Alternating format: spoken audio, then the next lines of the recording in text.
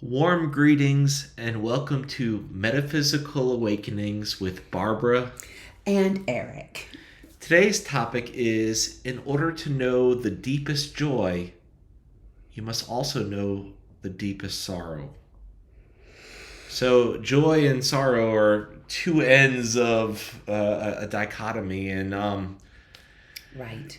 overall, I'm a very happy person, Barbara, but there's been a few times in my life, even just a couple weeks ago, and then I remember also back in college at this one point, to where I was just at the lowest low, the deepest low, the most sorrow. And I remember that because there are people out there who I think might have that every single day. You brought that up, and as you were speaking, I was reminded when Spirit gave me a beautiful download about how when these things come up in our lives and remind us, and we feel as though our emotions may tank and go down to that spot, that's just God showing you. It's bringing up another little weed in the weed garden, that there's more work for you to do to release that deep grief. Yeah. And those situations were definitely surrounded by grief and things that needed to be released. And in order to understand the joy, the happiness, the elation of life, sometimes we have to see that other side. That way we have some sort of reference, because if we were always at that level, then I don't know if we'd even be happy, because we'd always be at that certain level to where we wouldn't know that unhappiness. We wouldn't know the difference. We wouldn't know that difference. You know, the deepest grief of our lives defines obviously the lowest point in our human existence for this lifetime. And knowing that deep, deep grief, that's God's way of saying, okay, we have a big, deep hole in your spirit now with that grief. Watch what God's going to fill it up with. Pure joy. P.J. Miller, ever one of my people to go to, will say, God abhors a vacuum. When there I love is that. Yes, where there is a hole, God's going to fill it up and overflow it with more joy than you can possibly handle for a while. Oh wow. I wish during those couple of times to where I was feeling that deep sadness and grief that I remembered that, but it's hard to whenever you're in such a low place, and just everything feels like it's falling apart, and there's just no hope, and it's tough. So anyone out there who's going through that, that's part about being a human, I think.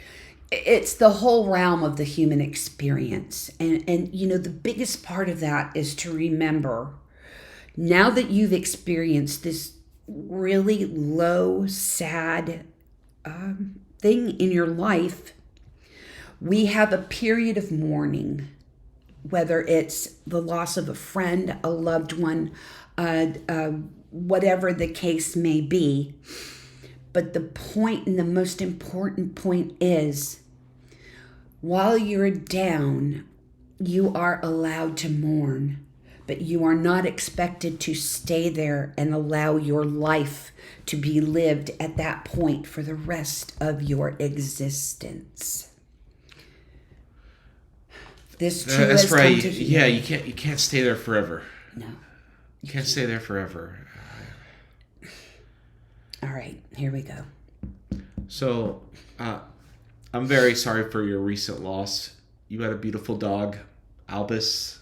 This giant white dog. It looked like a wolf, and just like everyone who experienced this dog and was around it just absolutely loved him, and he just was so kind and loving.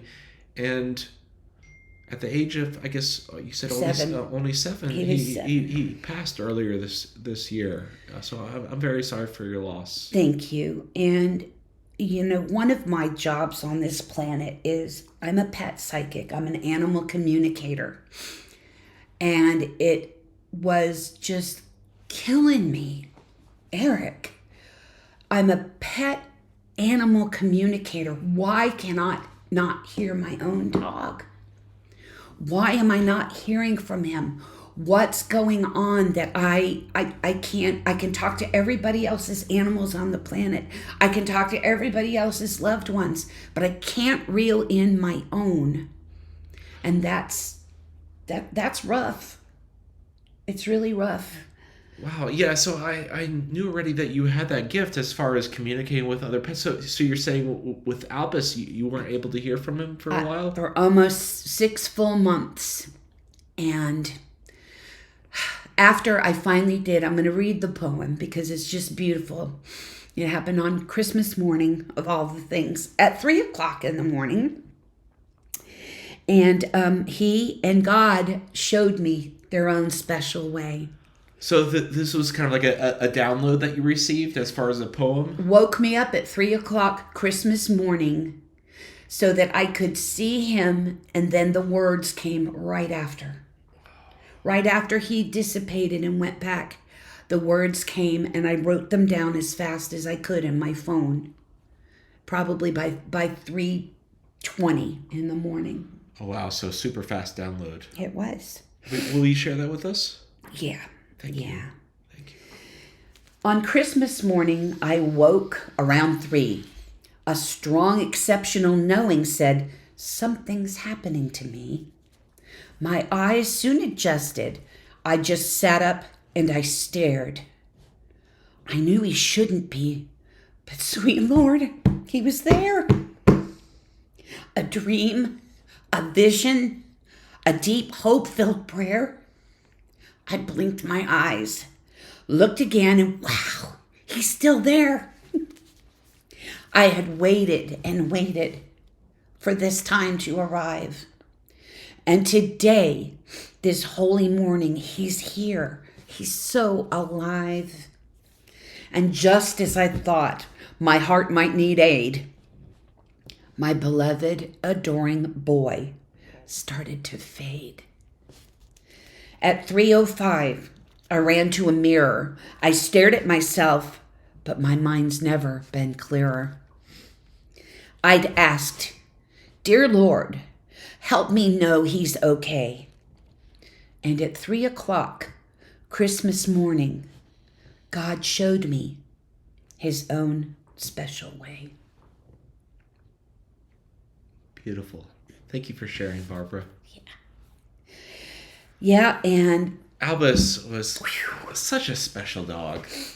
Everybody loved him because he was only love.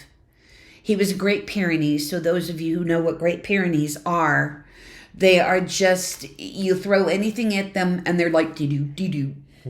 You gotta love them because they're 100% love. They don't have a mean bone in their body until something in their herd is being threatened, and then it's on, boy. Oh. Yeah. So, but I didn't have a herd of anything, so there was only love with him. And was there ever a time that he had to defend you out of curiosity? No.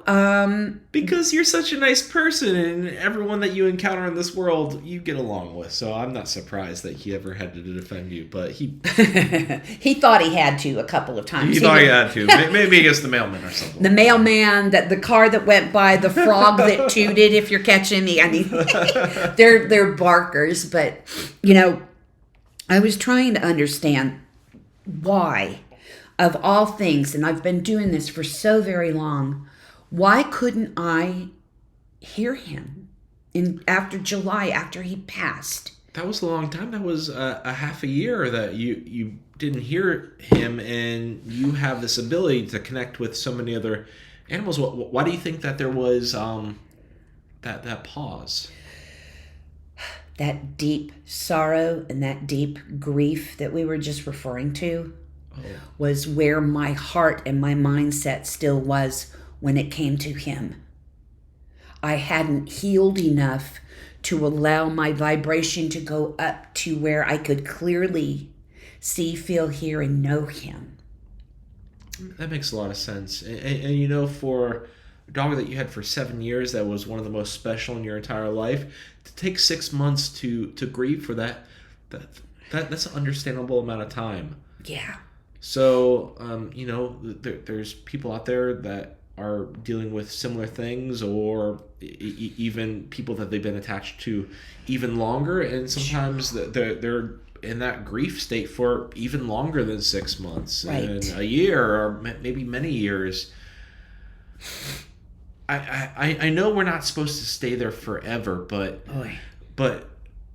we have to stay there for the time that is needed. Exactly. Everybody is different. Whatever is necessary for your soul to accept and grow up from, and realize, you know, we're here on temporary assignment. Yeah. And no matter what we do, and no matter how hard we try with our pet loved ones, I lift their paws, I look at the top of their heads. None of them have an expiration date. And this dog, he was sneaky. Oh, yeah? He knew there was something going on with him. He showed no symptoms, because I would have moved mountains on this earth to save him.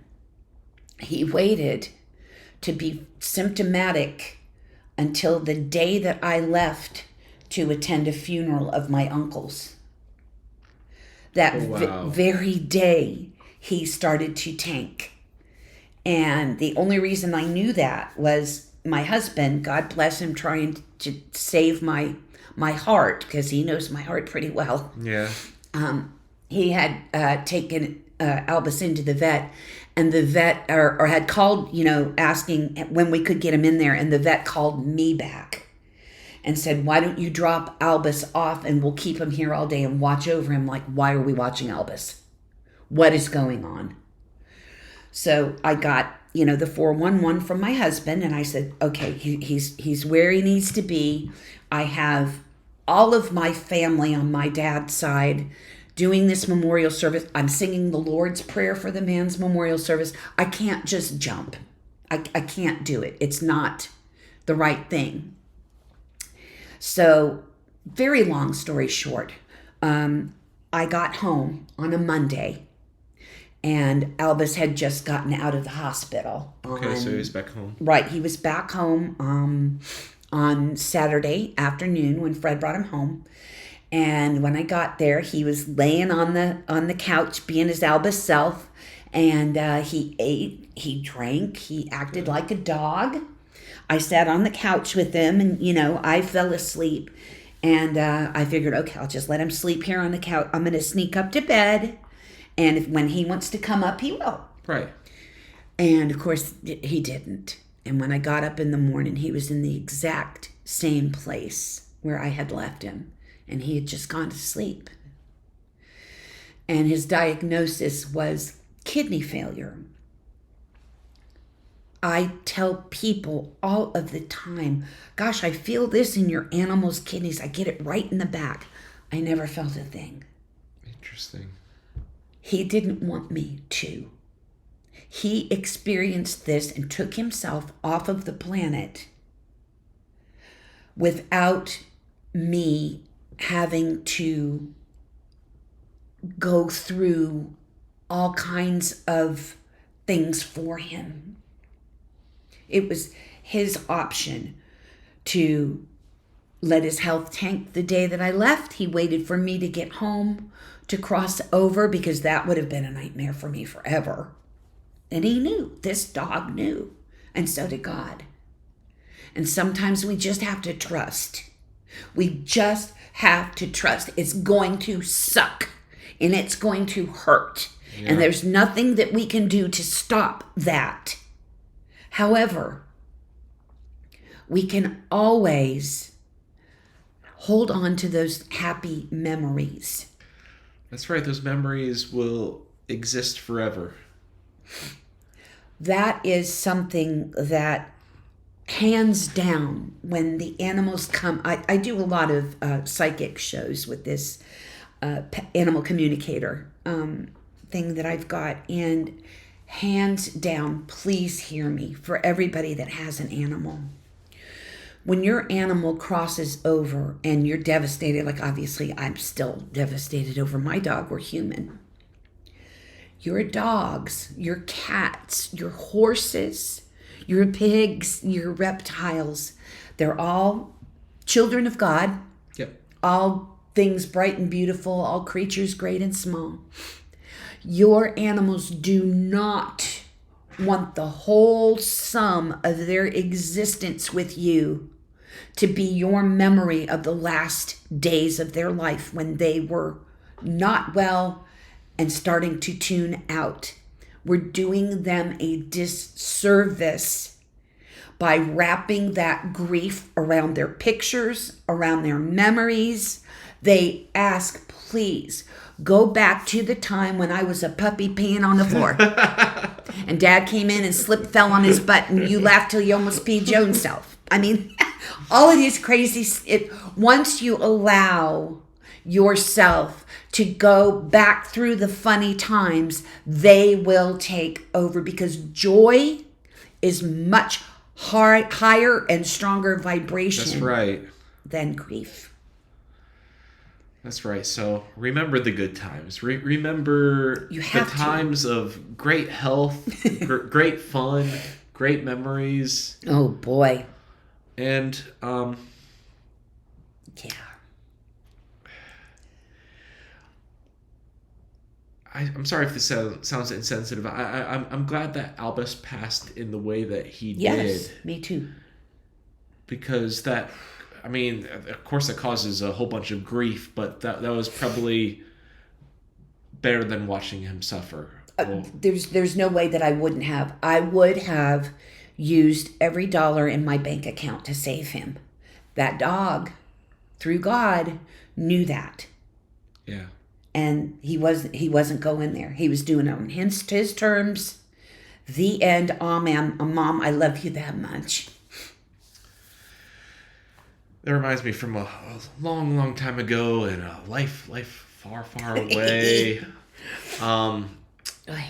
My ex's father wasn't very good with money, but he had cats, and quite a few, and he loved them, and he would just spend every single dollar that he had just to have that cat live one more extra day. Yes. Oh, gosh.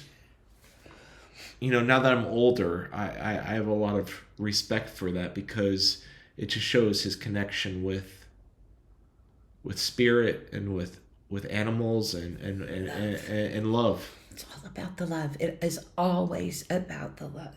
Absolutely. Yeah, I mean, I could tell you hundreds upon hundreds of stories of the animals who have come through, and people are looking for explanations. Why did this happen? How is this?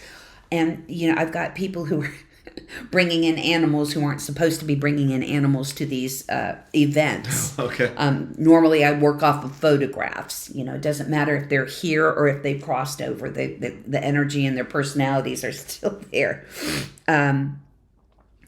But the people who need to get to me with great importance, God does it. This woman walked in, I swear to you, I was sitting in my chair like we're sitting now, and this dog on his feet was looking at me right in my eye, and I'm like, that is the biggest, what is this, I didn't mean to say it, but what is this thing? She says, he's an Irish wolfhound. And then she had another one right next to him. And she said, I need to know what happened to him. I just got him from the vet, and I paid $4,000 to make sure that he was going to be okay. And I said, okay. And the dog's name was Winston. I'll never forget him as long as I live. And I said, Winston, what'd you do? And he went, They know. I don't care what anybody tells you. They communicate, and they do it so very well. And he felt so badly that he had caused his mother this unimaginable financial hit and the grief and the tears and the thought of he was devastated by that. But it was more important for him to get her to a place so that she would talk to somebody who could tell her it's not going to happen again. It's not a disorder. It's not a disease. This is something that he got into. Oh, I see. And she says, what did he get into? I keep the backyard pristine so that I said, I don't know exactly how or what, but this is what I'm seeing. There was those mushroom caps that grow in our backyard. Sure. And somehow he ingested a lot of those. And she said, there's no way. I don't have those around or near me. I said, okay, well, I want you to take a deep breath and hold my hand and show me your yard. And bloop, I'm in her backyard. There's a compost heap. Okay. Her roommate had cleared up all of the growing whatevers, thrown it into the compost heap, run it through and spread it, and the dog went and ate it. Wow. Nobody's fault. Everybody did what they were supposed to be doing, but there was no way that she was going to talk me out of what I knew, because what Spirit tells me, I go with. Humans, we're fallible. God never misses and always tells us the truth. But Winston was feeling so badly about that. I said, look, you guys need to kiss and make up. Yeah. Because Winston, you're going to be fine. I should say, you're going to be fine. And this is not going to happen again.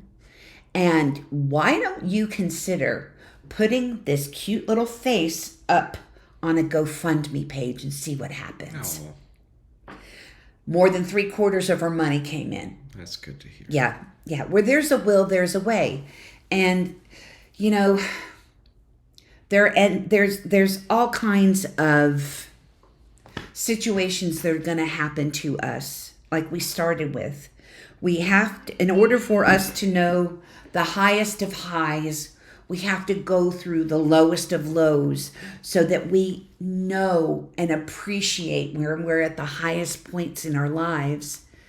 But there comes a time in our deepest, most profound grief that we have to start to heal. And if you are mourning your pets, regardless of what they are, our hearts know this pain. We've been here. We'll hold your hand and we'll pray with you. But I want you to honor your animal. And I want you to honor them by going back through the pictures of the fun times, because they want to roll in that love with you, not the grief. That's right. It's powerful what God puts me into so that I can hear, learn, grow, and share. These things that Eric and I talk about, I can only talk about because I've walked through them. And if I hadn't walked through all of these terribly grief-filled moments, I couldn't have the empathy to share.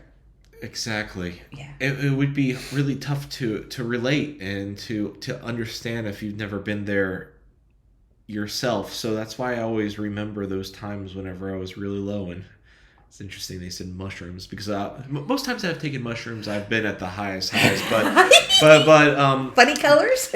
But this one time that I was talking about earlier was one of my lowest times. Okay. And it was with mushrooms at that time. Yeah, so weird. Oh, well, that doesn't surprise. Thanks, God. God has a sense of humor. I had no idea about that. I had no idea he was going to say that. just putting it there. I mean, that was the one time out of all the other times. Every other time has been great with mushrooms. I think they're very can be a healing modality whenever you are doing it in a intentional way. Mm-hmm, mm-hmm. But I would strongly encourage you, if you're not in a good place of mind, I would highly suggest not taking mushrooms. I would highly suggest that you do a lot of research in the different mushrooms that are available, because That's right. the There's brain so many fog, different types. So many different types. PTSD, all of these, so many people are healing from different aspects of mushroom consuming. Yeah. Eating mushrooms, taking mushrooms, whatever, Sure. making mushroom tea. Okay. But, you know what is good for you. Mm-hmm. And always, always, always get as much information as you can. I have to go back to when we were kids. I'm Okay. telling on a couple of my friends, but I'm not going to name their names. That's all right. We'll keep it Anonymous Annie Mouse. Anyway, it was raining, and it was just after rain, and where we lived, there was a lot of farmland. Okay. And our friend drove this little gremlin car, and she's driving, and I knew not to ride with these two clowns, but yet here I was in the clown car. Yep. So let's just say Laura and Lisa, okay, drive out into the middle of this cow field. They get these sticks and they're flipping over cow poop. I'm like, what in the world are you comedians doing? And they're getting these mushrooms underneath. You're going to make us some tea. And I'm like, I'm not going to do anything of the sort. So they went out and they did their thing. And I was so disgusted by all of this. It just, anyway. It just didn't sit well with you, okay? Well, then we went back, and here they've got all these mushrooms, and they were just going to boil them up and drink the tea. And I'm like, well, I can't. What happens? I mean, I can't leave them if something happens to them. So I stayed with them. But did you drink the tea? Or Oh, hell to the power no. Oh, okay. So No. you were there as a chaperone. I was trying to watch over them. Yeah. And they went completely out of their heads. They were seeing all kinds of weird things. It really is a psychedelic trip. And I thank God I had poured out 3/4 of the tea that we had made and entered water before they drank, because they were going to take like 100 times more than they should have. Oh, man. Wow. Well, anyway, so that's my point in saying, make sure you know what you're doing instead of the Laura and the Lisa way, because these two nuts, thank God, it just all worked out. Well, I'm glad you were there as a chaperone, and if you decided, ever take mushrooms, I encourage you to have a designated person there to kind of help you guide that, just in case things go sideways. Somebody who knows what to expect and has these, has done this before. Anyway, yeah. Sure. So, very good. So, yeah, so, wow. Deepest joy, deepest sorrow. It's two ends, but it's part of life. Yeah. Yeah. And usually, in life in our day, we're not at one extreme or the other, but there's going to be times in our lives to where we get to one extreme or one of the others. So I would encourage you to, whenever you're in that point to where maybe you're in that deepest sorrow, just remember what it feels like, just because whenever you're out on the other side, you're going to be like, well, what was I thinking? That was silly, but it might give you a little bit more empathy for people who are currently going through that, because some people live that day to day. And right. Give your time. Allow yourself the time of mourning that you need in order to get yourself through that which you're going through. All right, I wasn't going to go here, but I guess I am. So in 2019, I had a weird thing happen. In my left eye, I had the fastest growing cataract known to mankind. Went to the doctor. He saw something he didn't understand or wasn't comfortable making a diagnosis on. Okay. Sent me to a specialist who, yet again, saw this, they called a freckle. And he said this could very possibly be a melanoma. So I want to send you down to the best Eye Institute in the land. Philadelphia Eye Institute or the Miami, the one that I went to forever and ever, and I still do. Oh my God, ran out of my head. Bascom Palmer, sorry. Okay. So, And all this time I'm thinking, okay, we'll get rid of this freckle. I'll prove to them, and I prayed and I did everything I knew to do to make sure that this wasn't going to be a cancer, wasn't going to be a melanoma. I'll show everybody I've got all these healing modalities. I'm going to do this. Right. The answer was no, Barbara. You have a melanoma and now you have to deal with it. Okay, so we'll deal with it. So I had the cancer treatment, and I always say long story short, but it was quite the journey. What happened in the end was they use a method of these little seeding, these little radiated seeds that they put over into your eye at the point of where the cancer was, and it was too much. It was too much for my eye, and it wound up in the end after 5 years of chasing, good eye health, my eye wound up dying. And this is where I am now. And I have the option. I can keep this eye the way that it is. I can wear a pirate patch or I can have it removed and have a glass eye put in. The thing with this, talk about the ups and the downs and the trying to come to grips with what was going on with me emotionally and trying to get my head around this. I had done quantum healing on different people and seen cancer just disappear. Miraculous things. Again, I couldn't do it for myself, and I didn't get it. I just didn't get it. And for those of you who have had, who have lost a piece of your body in any way, shape, or form, that's it's a different kind of grief than anybody else could understand ever. It's different than losing like another loved one or a pet, because it's an intimate part of you. It's part of your body. It's part of you.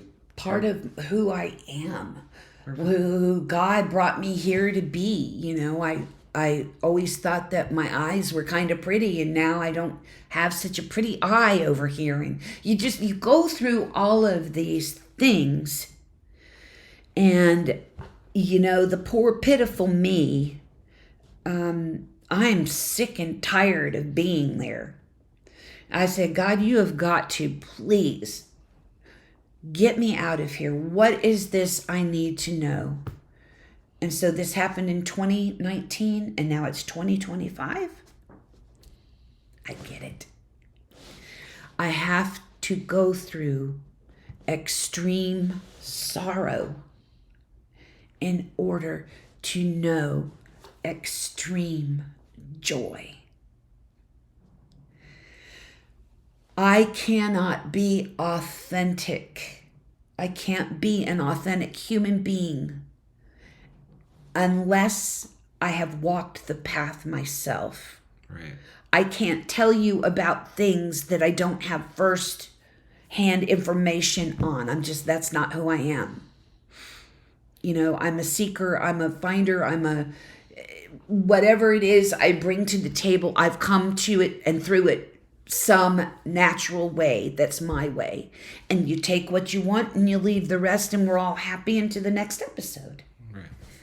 So that was a kind of grief and deep soul sadness I didn't know how to deal with.